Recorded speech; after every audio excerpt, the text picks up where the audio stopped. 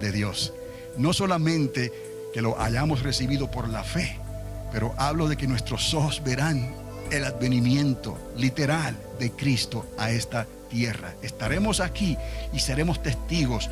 Cuando esa final trompeta ocurra, estaremos preparados para reunirnos con el Señor en las nubes. Y luego regresaremos con el león de la tribu de Judá y entraremos por esa puerta gloriosa. Y no habrá diablo que pueda detener al Cordero de Dios. Amén. Estamos entendiendo estas cosas. Ha tomado mucho tiempo poner piezas aquí, pero cada vez que nos vamos acercando a estas conclusiones, estoy seguro que usted lo está entendiendo más claramente. Y el propósito de esto es que usted reciba esta información, la guarde en su corazón, pero que también al meditar en ella se prepare para compartirla en el momento en que Dios te llame a hablar estas cosas. Y lo hagas con denuedo, con autoridad, con unción, y puedas taparle la boca a aquellos que están hablando cosas que no saben. Taparle la boca al diablo, como nos enseñó el apóstol Pablo. Amén.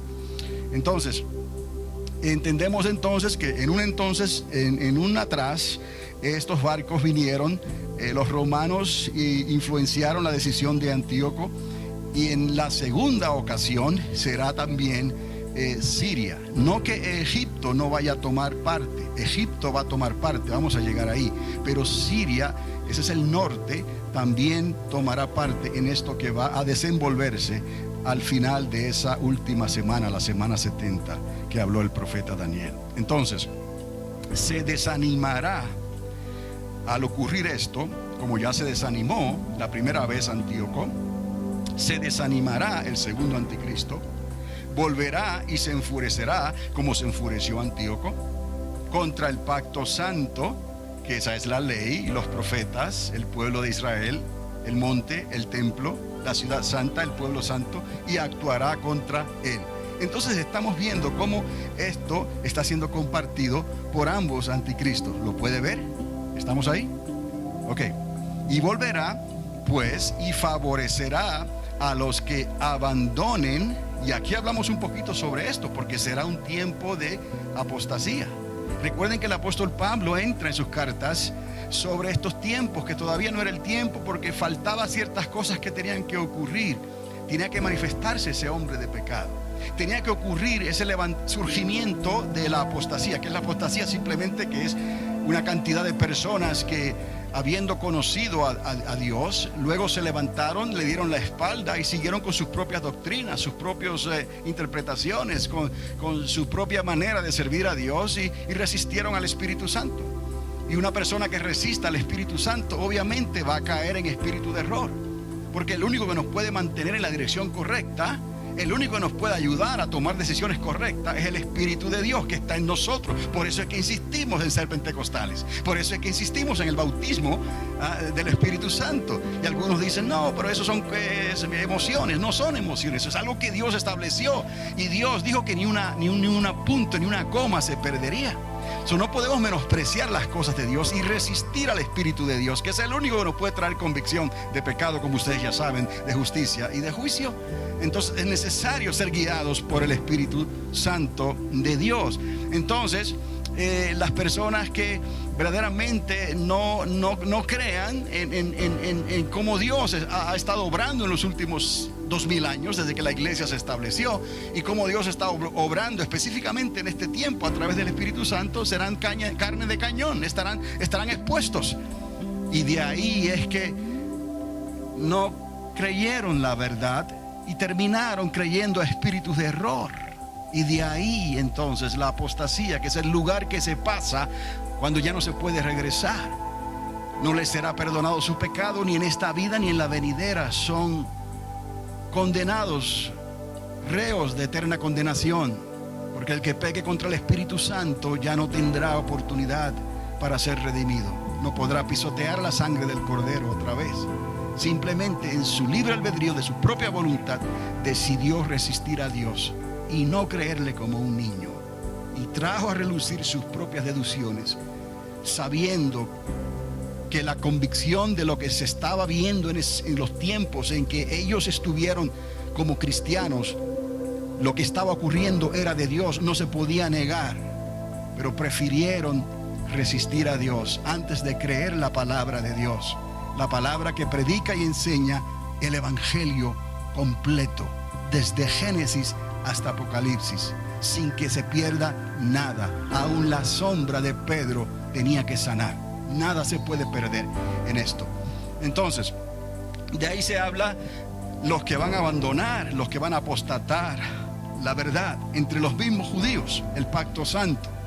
Y de su parte, el anticristo, se levantarán tropas. De la parte del anticristo, entonces se van a levantar tropas que van a profanar el santuario fortaleza. Y esa es la palabra que se utiliza. Recuerda que hablamos en un momento dado de que estos dos testigos no va a ser algo fácil quitarlos del templo. ¿Por qué? Porque ellos están ahí puestos por Dios y tienen poder profético para hablar. Y no va a ser algo fácil que las naciones de la tierra, aún guiados por la serpiente antigua, por el dragón, bajo la dirección del anticristo y el falso profeta, puedan hacerle daño a estos dos testigos. De ahí que probablemente esa cabeza, que es herida de muerte, fue herida por medio de estos dos testigos. Estamos entendiendo estas cosas porque estos dos testigos no están simplemente en una iglesia como la conocemos, de 4 paredes y unas campanas, no sé, y algo así parecido, ¿no? Estamos hablando de una fortaleza, es el templo, es algo que es una fortaleza y que se levantarán algunos para precisamente atacar esa fortaleza y poder penetrar esa fortaleza para poder asesinar a estos dos testigos. Mire lo que la misma palabra nos enseña. La palabra literal aparece como santuario, fortaleza. Cuando pensemos en el templo que va a ser reconstruido, el templo que va a estar establecido en Jerusalén, en esa primera mitad de la última semana, estaremos pensando en un templo, pero que es fortaleza al mismo tiempo. Es algo bien construido y que va a resistir los ataques del enemigo. Profanarán el santuario fortaleza, abolirán el sacrificio perpetuo, quitarán la ofrenda del sacrificio y establecerán la abominación de la desolación. Otra vez estoy utilizando la Biblia de las Américas y utiliza esa versión, esa interpretación. Quizás su Biblia habla de la desolación o de la abominación desoladora. Es lo mismo. Estamos, la abominación de la desolación. Con halagos, Él hará apostatar a los que obran. O sea, antes de pasar a la página, Él, estamos hablando todavía de ese anticristo. De la misma manera que Antíoco lo logró con su helenismo, con esa manera de pensar diferente, también el segundo anticristo hará apostatar a los que obran inicuamente hacia el pacto. Quiere decir que muchos de los judíos creyentes en sus propias leyes apostatarán de la fe. Entre ellos mismos habrá tibios y habrá débiles, mas el pueblo, diga pueblo, porque siempre habrá un pueblo. Dios tiene un pueblo, el pueblo que conoce a su Dios. Y recuerde, en aquel entonces, en los tiempos de Antíoco, ¿quién fue ese pueblo? Los macabeos. ¿Me explico? Siempre va a haber un pueblo, los hijos de aquel Judá, aquel Simón, creo. Ellos se esforzaron para poder reconquistar otra vez la fortaleza, para poder reconquistar el templo. Pues en el segundo ataque, en el ataque del segundo anticristo, ocurrirá lo mismo. Y quizás alguien piense, pero ¿dónde está ese pueblo? Bueno, vamos a ver dónde está ese pueblo, porque ese pueblo quedó en la tierra. El diablo trató de hacerle daño. La misma tierra se abrió y ayudó a ese pueblo para que fuera escondido en algún lugar al otro lado del Jordán. Y ese pueblo va a estar ahí hasta que el Señor venga. Entonces, ate estos cabos, porque habrá un pueblo que se va a forzar, que se va a esforzar, mejor dicho, y va a reconocer a su Dios. El pueblo que conoce a su Dios, en letra mayúscula, los macabeos entonces, y los judíos escondidos al otro lado del Jordán ahora.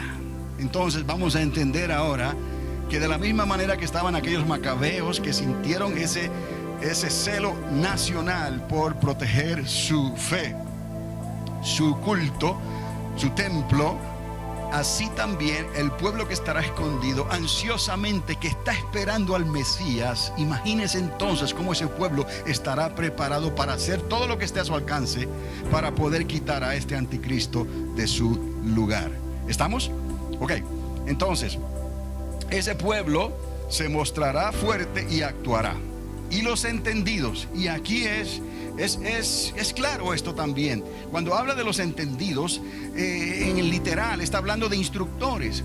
Va a haber hombres, posiblemente hombres, y quien quita si haya mujeres también, instructores que van a estar enseñando estas cosas. Yo pienso de la manera que lo estamos haciendo aquí. Habrá alguien que esté enseñando también al pueblo que estas cosas están cumpliendo, que estas cosas están sucediendo entre el mismo pueblo de Israel.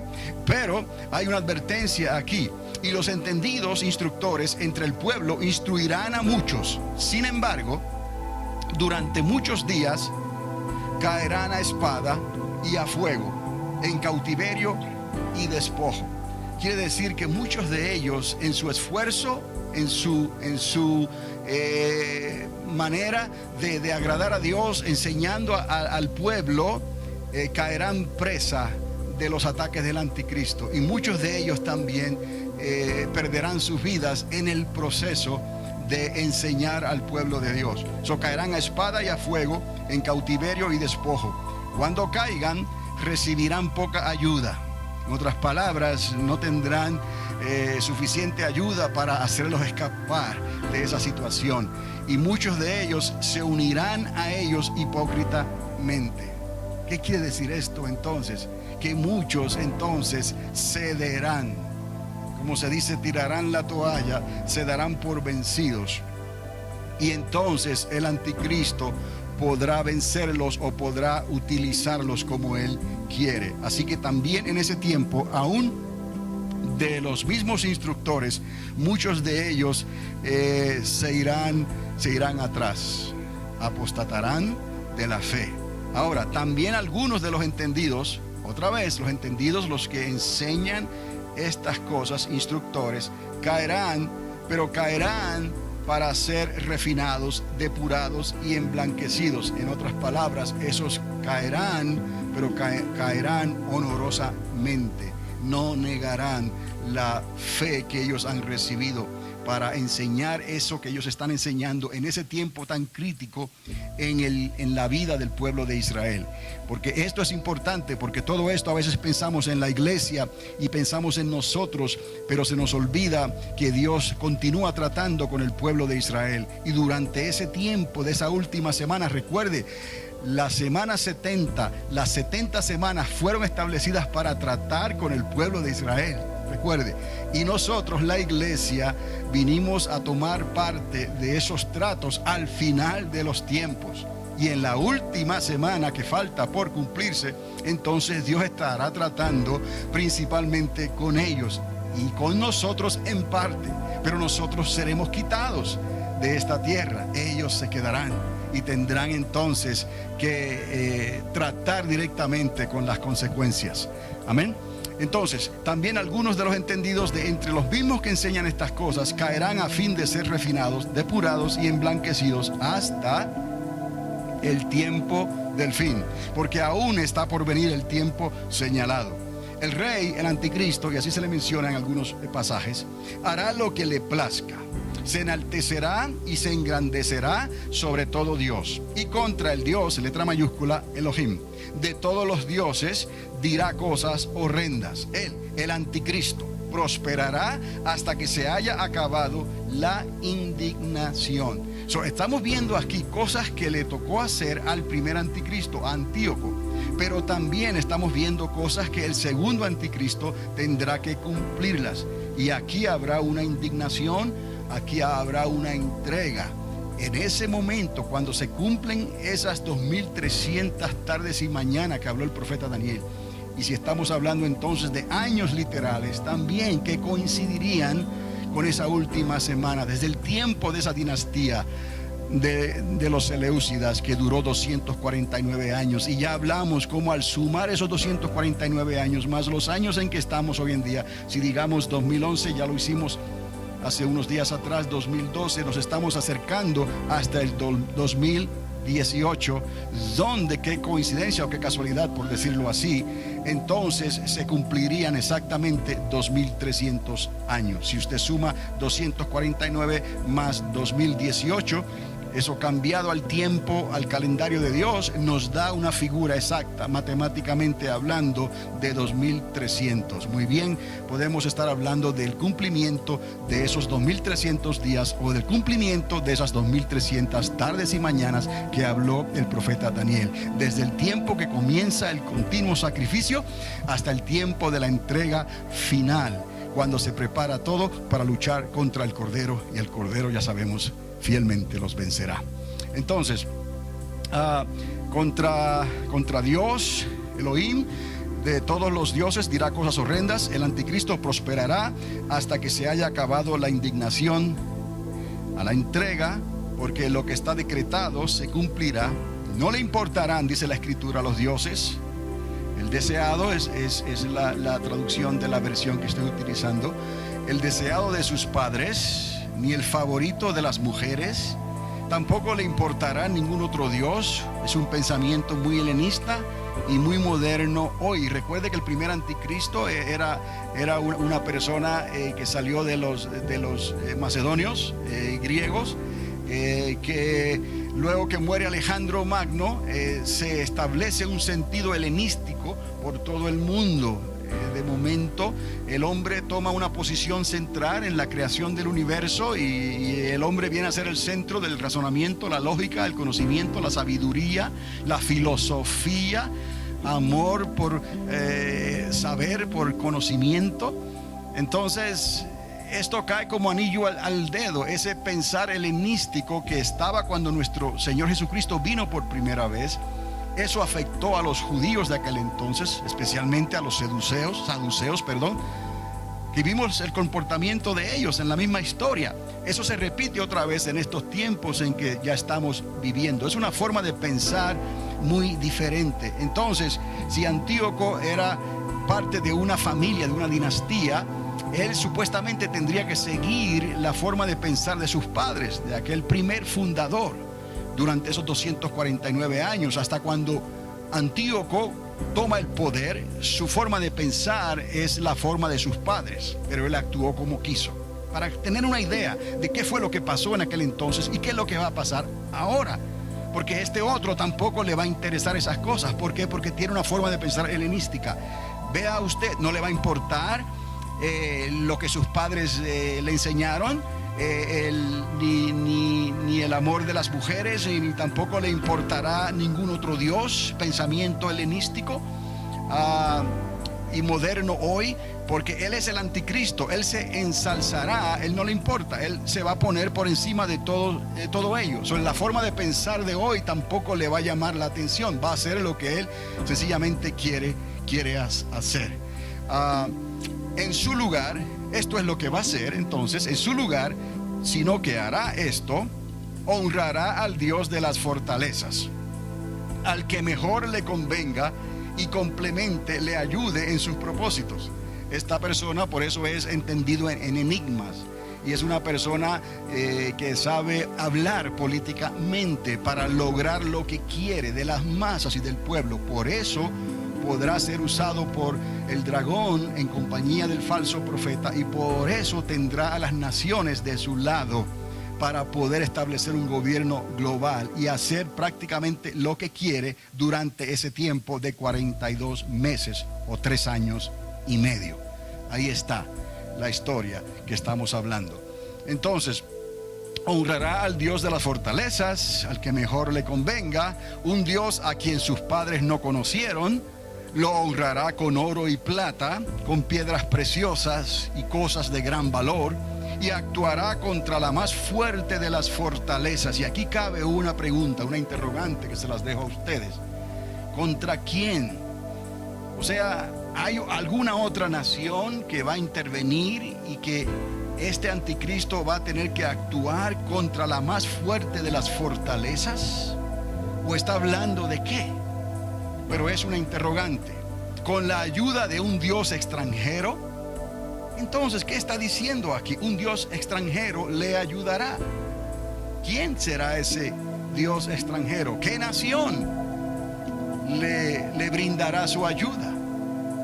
¿Con qué nación peleará que no estamos hablando aquí del Cordero todavía, esa guerra final, ese conflicto final de Armagedón. Estamos hablando de conflictos internos, política interna, personas que se van a levantar contra el anticristo por sus propios intereses, y que él tendrá que luchar contra ellos, y que él tendrá que entonces acudir a un Dios extranjero.